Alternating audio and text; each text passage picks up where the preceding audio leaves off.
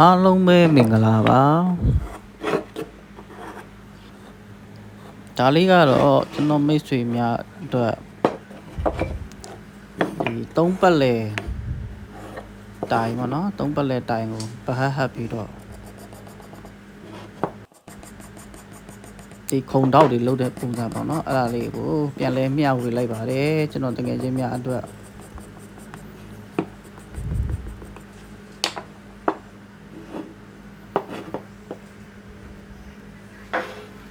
ဒီကတော့ခုံလေး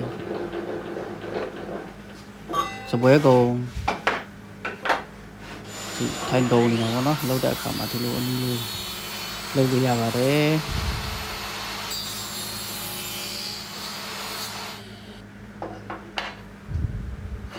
ဒါတောင်းနှစ်ဖက်ကိုတူယူတာပေါ့နော်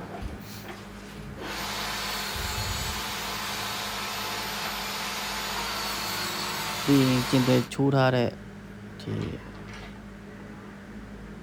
တစ်နှစ်တုံးလေးနဲ့ပြန်ချုပ်မှာပေါ့နော်